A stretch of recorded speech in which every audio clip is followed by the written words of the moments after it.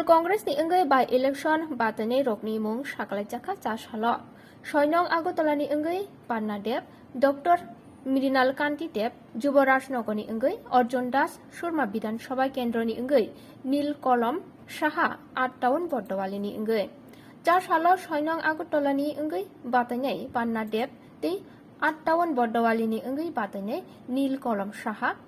Rajakhor agulini juda-juda lahar himboto khlaimani yakulo borokni jongmari belai yapharka returning officer ni thani নির্বাচন আপনারা জানেন আমরা তৃণমূল কংগ্রেসের পক্ষে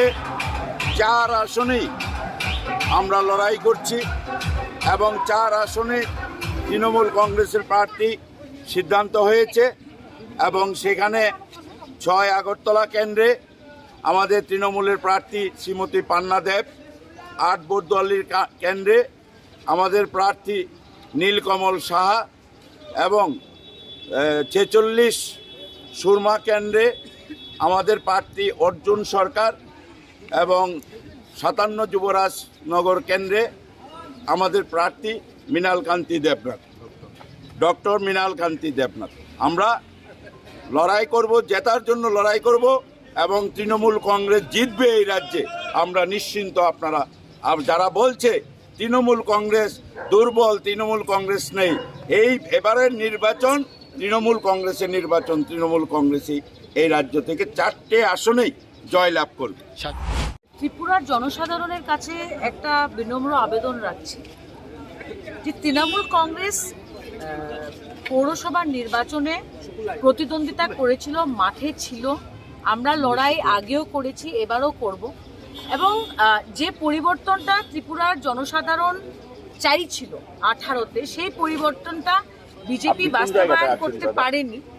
এবং আমি মনে করি যে এটা একটা সুবর্ণ সুযোগ ভারতীয় জনতা পার্টিকে একটা মেসেজ দেওয়ার জন্য যে ত্রিপুরার জনসাধারণের সঙ্গে বিশ্বাসঘাত চলবে না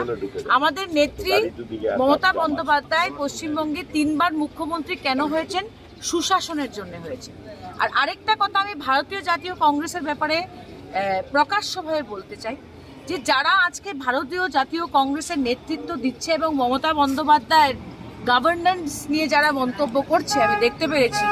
তাদেরকে আমি বলতে চাই যে আপনারা যখন কংগ্রেসে ছিলেন যে পরিবারটা কংগ্রেসে ছিল আর ইউপিএ এর সরকার ছিল তখন ওদের কি ক্ষমতা ছিল ত্রিপুরার জনসাধারণ দেখে নিয়েছে এখন জাতীয় স্তরে ভারতীয় জাতীয় কংগ্রেসের যে পজিশন গেছে এটা কোনো ব্যক্তির নির্বাচন এটা ব্যক্তি বিশেষ নির্বাচন না কিন্তু এই নির্বাচনে একটাই প্রশ্ন যে বিজেপির বিকল্প কে বিজেপির বিরুদ্ধে কে লড়াই করতে পারবে আমি মনে করি এটা মমতা বন্দ্যোপাধ্যায় এবং তৃণমূল কংগ্রেস প্রমাণ করেছে যে বিজেপিকে পরাজয় করতে হলে তৃণমূল লাগবে আর বিজেপির বিরুদ্ধে অপোজিশনে বসে অপোজিশন লিডার যদি হতে কেউ জানে সেটা ভারতীয় জাতীয় কংগ্রেস লাগে আমি ত্রিপুরার জনসাধারণকে বিনম্র অনুরোধ করছি যে জোড়া ফুলে ভোট দিন বিজেপিকে বদলান যত কংগ্রেসে ভোট দিবেন কংগ্রেস অপোজিশনে থাকবে আর বিজেপি পাওয়ারে থাকবে আর বিজেপিকে হারাতে হলে তৃণমূল কংগ্রেসের দরকার ধন্যবাদ